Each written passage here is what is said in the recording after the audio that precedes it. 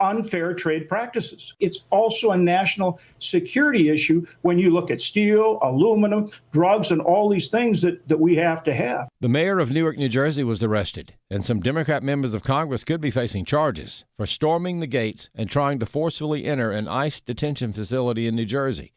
Video shows them scuffling with ICE agents and police.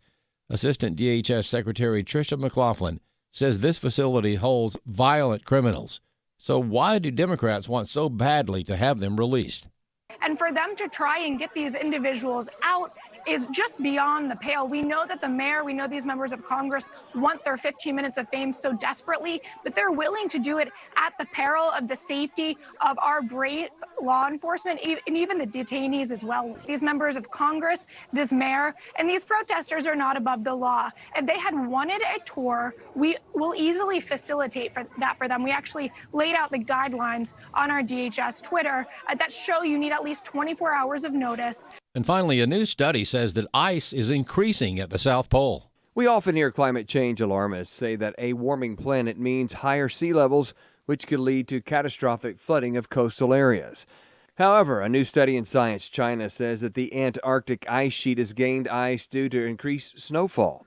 Previous research showed that from 2002 to 2020 there was a loss of ice, but the new research shows that in 2021 to 2023, ice increased. Dr. Bonner Cohen is a senior policy analyst at CFACT. He said sometimes the ice has melted due to underwater volcanoes, which warms the water and melts the ice. You have expanding ice cover, both in the polar regions, in the North Pole, and Antarctica in the South Pole. And then you have those same ice caps shrink. This has been going on since time immemorial. There's nothing really surprising about this. Dr. David Legates is a climatologist at the Cornwall Alliance. He said there can be an increase in snowfall even with slightly warmer temperatures, which could add more ice. That rising temperature means the air can support a little bit more moisture when it's saturated. So more moisture can be advected in. If you get the rising convective motion, you get condensation, and you can actually have an increase in snowfall. Legates said there are ways to lose ice in the polar regions. It can melt or evaporate. There can be less snowfall, which could mean less ice, and the movement of ice sheets could mean more ice lost to the oceans. I'm Robert Thornton. More news online at afn.net and the AFN mobile app. I'm Rusty Pugh. AFA Action takes attacks on the family seriously. The enemies of the family constantly employ new tactics to try to sneak past our radar. They know if we stand together, their evil plans will fail. Your gift to AFA Action allows us to stay vigilant against their onslaught. And if you give this month, you'll receive access to the Cultural Institute video When Your Faith is Illegal by Frank Harbor on AFA Stream as our thanks. You can make your gift today at afaaction.net. Today's Issues continues on AFR with your host, Tim Wildmon, President of the American Family Association. Hey, welcome back, everybody, to Today's Issues. That's the name of this program on the American Family Radio Network. If you want to send us an email, you can do so as long as it's positive and encouraging. We don't want any negative and discouraging emails. Comments at afr.net. Comments at afr.net is the email address. American Family Radio. We stream live on our app. If you want to listen to American Family Radio anywhere you go, 24/7. As long as you got high-speed internet service, like most cell phones or iPads or things of that nature, you can listen anywhere in the world with the app, with the AFR app. Tim, Fred, and now Steve Paisley Jordahl joined us. Good morning, Steve. Morning, everybody. How are you? I'm well. What you got for us? First story. All right. Are you traveling this weekend? Anybody? Not far. Well, good, because you can go a lot of places, but one place you do not want to go, apparently, is Teterboro Airport in New Jersey.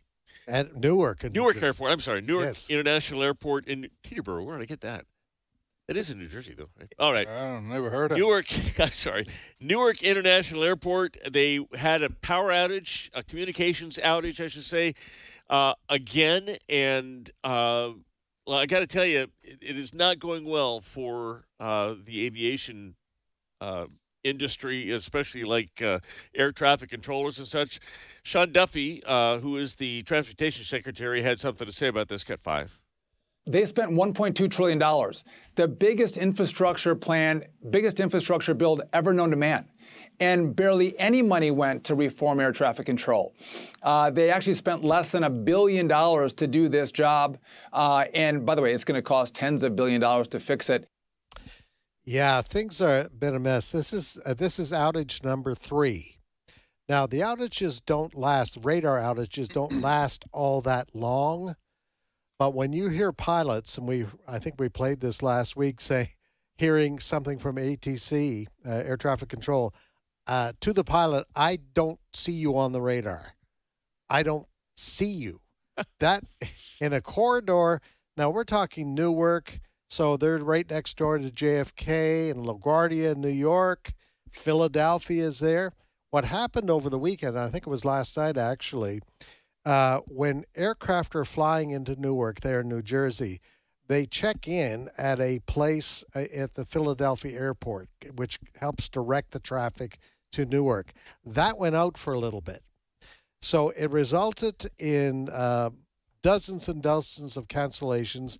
They had to hold aircraft on the ground until they got that fixed. Now, what Transportation Secretary Sean Duffy basically is saying, the Biden administration knew this problem was huge, but instead they decided to spend billions of dollars creating recharging posts for electric cars. That was their big deal. How many did they put up? It was like 2 or 3 or something. Yeah, they designated billions of dollars for that. So what Sean Duffy is saying is that we're going to spend billions of dollars finally upgrading the air traffic control system in this country. If you want to get an idea of how busy it is, guys, go to Flight Aware. You can put that app. I have it on my phone because I like looking at it. Look sometime at how busy the traffic is, just an example, on the aircraft on the Eastern Corridor from Boston down to Florida. If you want to have a look at just how busy things are, my goodness, it'll scare you how many airplanes are in the air at any one time. That Flight Aware, is that just commercial aircraft, or is that also? It'll pick up private too. Yeah. I know what you're talking about. Anybody that's under instrument control has to file a flight plan. Therefore, you can see that particular aircraft on the screen. And it is amazing to me that there haven't been more accidents in this country, airplane accidents, because of the amount of traffic on those corridors. Yeah. Yeah, especially the Eastern Seaboard. You're right. Oh, things have been going south for a while. This is on the heels of all of the other close calls and accidents that they've already had, the helicopter and plane outside of D.C. Yeah. Duffy has some work to do, and it's got to get it done pretty quickly. Yes, because his predecessor did not do anything. Buttigieg, yes. The DEI hire. Yes. All right. Hey, over the weekend, some New Jersey lawmakers decided that they wanted to take justice into their own hands and go rescue some criminals out of a detention center in New Jersey. ICE has a detention center. The Justice Department put out a press release, and it showed who they were bringing in. They were bringing in some felons, some illegal immigrants that had broken further laws, and Representatives LaMonica McIver, Bonnie Watson, Coleman, and Rob Menendez, along with Newark Mayor Ras Baraka, decided they were going to break into this facility. The mayor of New Jersey of Newark was arrested, held for briefly, and there's now talk about charges of assault for the 3 Democrat congresspersons because they forced their way in. There's a picture of them shoving the law enforcement out of the way to get in. They continue to pick on to have the wrong heroes. Yeah, this was known attempt. There were TV cameras there. The local media was all there. when these three members of Congress show up and basically try to barge in to do what they call some kind of security check themselves on this facility, on this DEI, this detention facility. And so there's video of this happening. There is protocol. Members of Congress can arrange to go into these detention centers to have a look around. There's a way to do this, but they weren't interested in following protocol. They wanted the cameras there to make their point that Homeland Security is acting unconstitutionally. Look what they did to us. And of course, the claim from the three members, Democrat members of Congress there, is that they were shoved around. But there's video there that makes it very clear. They were doing the shoving. They were doing the shoving. Assistant DHS Secretary Tricia McLaughlin had something to say about this. Cut 4. These members of Congress and protesters, a mob of protesters, stormed this gate to try and enter the detention facility. The detention facility holds members of MS-13, child rapists, murderers, arsonists, drug traffickers, American killers, and for them to try and get these individuals out is just beyond the pale. We know that the mayor, we know these members of Congress want their 15 minutes of fame so desperately, but they're willing to do it at the peril of the safety of our brave law enforcement and even the detainees as well. These members of Congress, this mayor, and these protesters are not above the law. If they had wanted a tour, we will easily facilitate that for them. We actually laid out the guidelines on our DHS Twitter that show you need at least 24 hours of notice to these ICE detention facilities to make sure that staff, that detainees, and that our law enforcement are safe and there's proper protocols and proper channels followed. So there you have it, Jim. I mean, this was just a camera grab. That's all it was. It was a publicity stunt by these Democrats, and they're doing this. They don't like it's the same with this congressman that went down to El Salvador to meet with this guy who now he has a track record breaking the laws I think he's from Maryland, yes. And so they're just trying to do this. They're trying to cover for the fact that when Joe Biden was president of the United States, he invited an invasion of this country. That's what he did. And Donald Trump now is just trying to clean things up.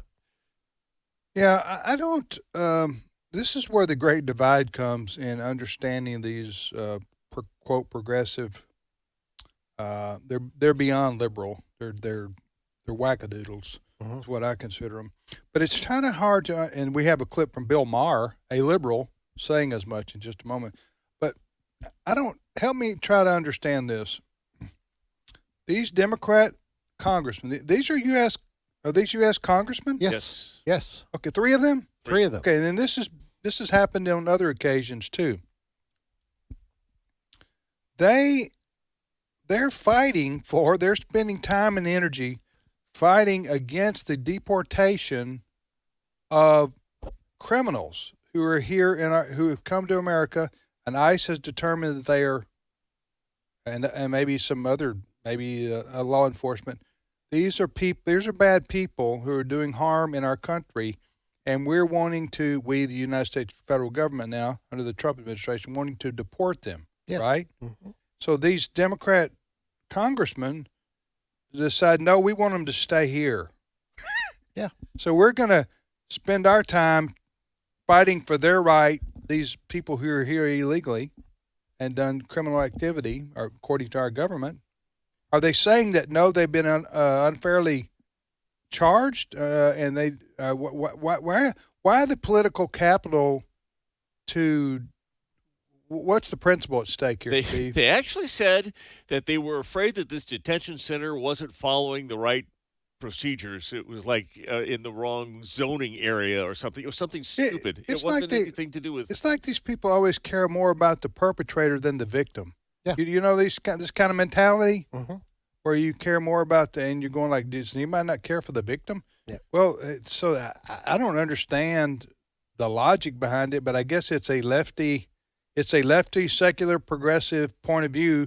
I think they disagree fundamentally with having immigration laws. I agree. Right? That's right. There's such a thing in politics that they're talking about these days called 80-20 issues, where 80% of Americans are on one side of the issue, and then there's the fringe 20, probably the left, the ultra left Right. or whatever, that are against it. Democrats are consistently landing on the 20% and defending the 20%. To the amazement and dismay and, frankly, abandonment of the 80%. Do you have the Bill Maher quote? I do. I was just going to go there. Bill Maher was talking about this on his show. He says, if they don't change, the Dems are doomed. Cut 10. But here is the dilemma for Democrats. Their young people, their key constituency, not only don't like their own civilization, they like the wrong one. They actually think Hamas is a liberation movement.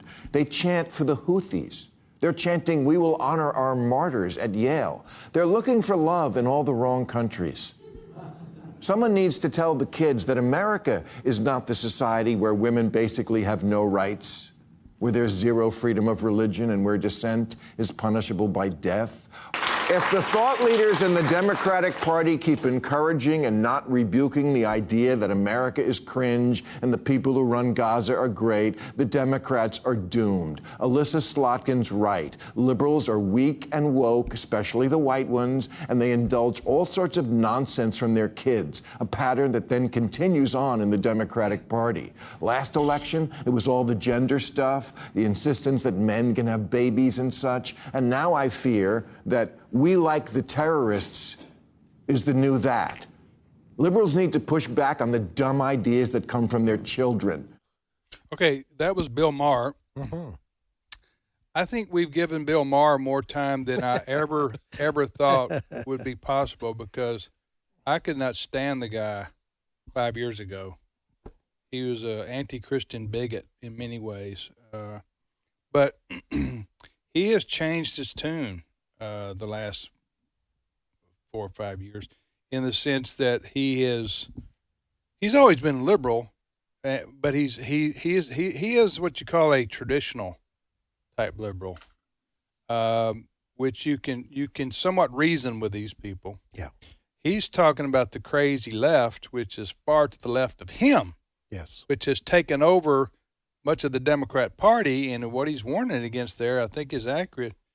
If the Democrat Party, keep embracing these far left ideas, they're going to lose a lot of elections. Yeah.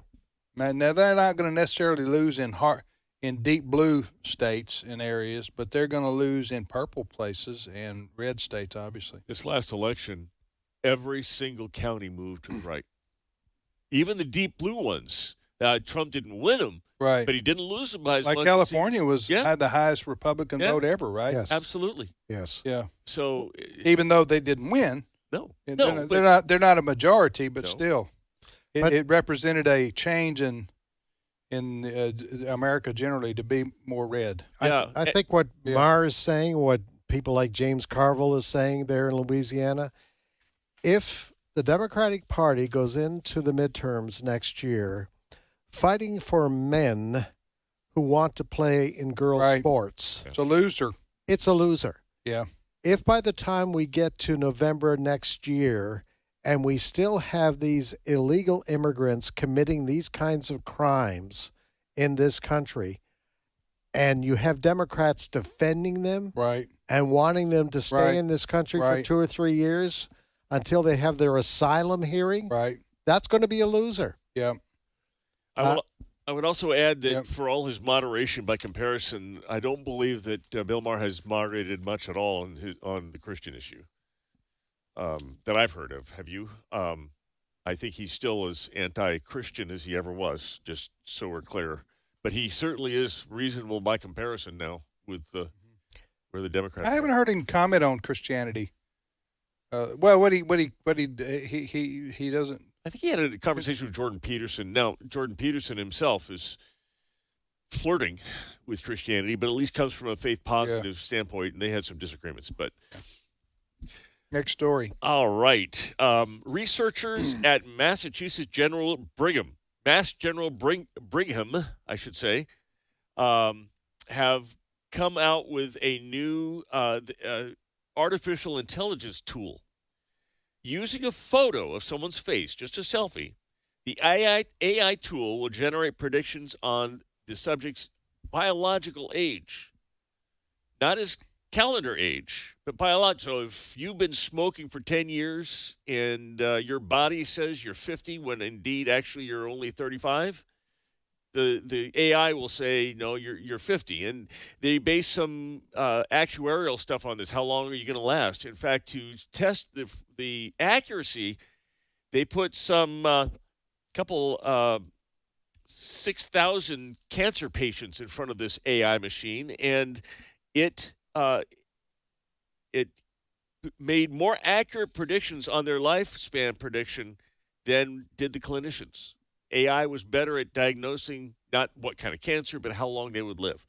So all well and good until AI insurance companies start to say, well, we're going to use AI now, and your fate is, you've only got a couple years left, so we're cutting you off at the knees, so to speak. That's my fear. Well, I think it's well founded. We know insurance companies, they're out to make money. And I could see an insurance company saying, "Yeah, we'll continue to insure you, but we're going to triple your premiums." You mean based on this AI test? Yeah. If it were to be used, if it were to be used, yes.